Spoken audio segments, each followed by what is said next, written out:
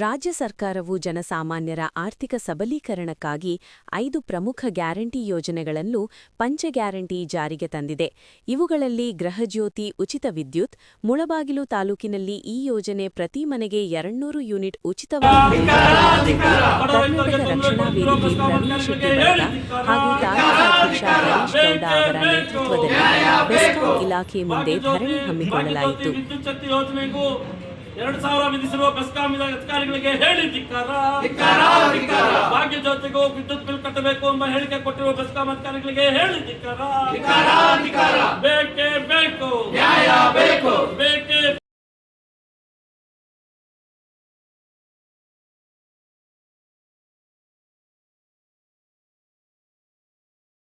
ಇವರು ಇವಾಗ ಏನ್ ಹೇಳ್ತಾ ಇದಾರೆ, 2018ರಲ್ಲಿ ನಿಮ್ದು ಬಾಕಿ ಇತ್ತು ಅಂತ ಹೇಳ್ತಾ ಇದಾರೆ. 2018ರಿಂದ 26ವರೆಗೂ ನೀವ್ ಏನ್ ಮಾಡ್ತಾ ಇದ್ರಿ?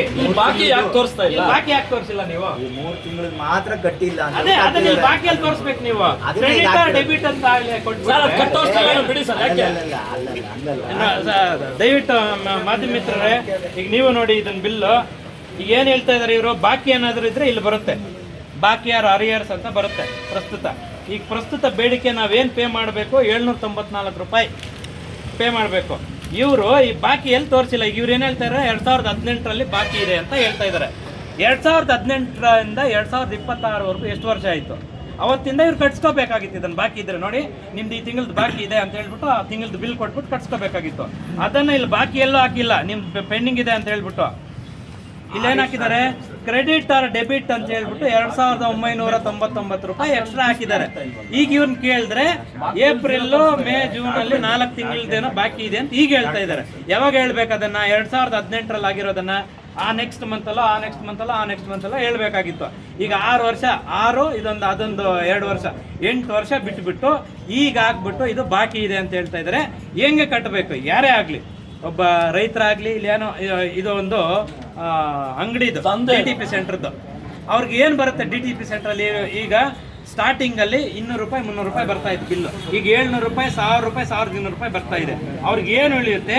ಇದನ್ನ ಎಲ್ಲಿಂದ ತಂದು ಕಟ್ಟಬೇಕು? ನೀವೇ ಮಾಧ್ಯಮ ಮಿತ್ರರು ದಯವಿಟ್ಟು ಇದನ್ನು ಕೇಳಿ. ಈಗ ಅವ್ರನ್ನ ಹೇಳಿ ಸರ್, ಯಾವ ಏನ್ರಲ್ಲಿ ತಂದು ಕಟ್ಟಬೇಕು ಅವ್ರು ಹೇಳಿ ತಗೊಳ್ಳಿ ಸರ್, ಉತ್ತರ ಹೇಳಿ ಸರ್.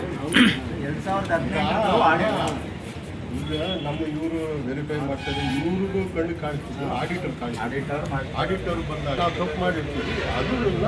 ಅದನ್ನ ನಾವು ಇದನ್ನ ಫೈಂಡ್ ಔಟ್ ಮಾಡಿಲ್ಲ. ಈಗ ಯಾಕೆ ತಪ್ಪದು? ಸರ್ ಇರಿ ಸರ್, ಮಾತಾಡಲಿ. ಅಲ್ಲ, ಬಿಲ್ ಕಟ್ಟಿದ್ ತಪ್ಪು, ಯಾರು ಕಟ್ಟಿಲ್ಲ. ಕನ್ಸ್ಯೂಮರ್ ಅವಾಗ ಕಟ್ಟಿಲ್ಲ, ಅದಕ್ಕೆ ಅವ್ರು ಇಂಥ ಟೈಮ್ನಲ್ಲಿ ಕಟ್ಟಿಲ್ಲ, ಇದನ್ನ ಕಟ್ಸಿ ಅಂತ ಹಾಕಿದ್ದಾರೆ. ಓಕೆ ಸರ್, ಈಗ ನಾವೇ ಕನ್ಸ್ಯೂಮರ್ ಅನ್ಕೊಳ್ಳಿ ಸರ್, ಇಲ್ಲಿ ಬಾಕಿ ತೋರಿಸ್ಬೇಕಲ್ಲ ಸರ್ ನೀವು, ಹಳೆ ಬಾಕಿ. ಅವರು ಫೈಂಡ್ ಔಟ್ ಮಾಡೋದು, ನಾವು ಫೈಂಡ್ ಔಟ್ ಮಾಡಿದ್ರೆ ಬಾಕಿಯಲ್ಲಿ ಬಂದ್ಬಿಡುತ್ತೆ. ಆಡಿಟರ್ ಬಂದ್ರೆ ಆಡಿಟ್ ಸ್ಟಾರ್ಟ್ ಕ್ಲೈಮ್ ಅಂತ ಬರುತ್ತೆ, ಬಾಕಿ ಅಂತ ಬರೋದಿಲ್ಲ. ಈಗ ಅಲ್ಲಿ ಮೀಟರ್ ಏನು ಪ್ರಾಬ್ಲಮ್ ಆಗಿಲ್ಲ, ಅವ್ರು ಯಾವ್ದು ಕಟ್ದಿರ ಇರ್ಲಿಲ್ಲ, ಎಲ್ಲ ಕಟ್ಟಿದ್ದಾರೆ. ಅವಾಗ ಏನೋ ಆ ಟೈಮ್ ನಲ್ಲಿ ಹೇಳ್ತಿದ್ದಾರಲ್ಲ ಅವರು, ಆ ಪೀರಿಯಡ್ ಏನು ಕಟ್ಟಿದ್ರೆ ತಗೊಂಡ್ಬನ್ನಿ ಮಜಾ ಮಾಡೋಣ, ಹೋಗಿ ಹುಡ್ಕೊಂಡು ಬನ್ನಿ ಸರ್. ಅವ್ರು ನಿನ್ನ ಯಾವಾಗಿದ್ರು ಯಾರಿದ್ರು ಅವಾಗ? ಇಲ್ಲ ಸರ್, ಕರೆಕ್ಟ್ ಆಗಿ ಮಂತ್ಲಿ ಕಟ್ಬಿಟ್ಟಿದ್ದಾರೆ. ಈಗ ಇವರು 18ರಿಂದ ಏನ್ ಮಾಡ್ತಾ ಇದ್ರು?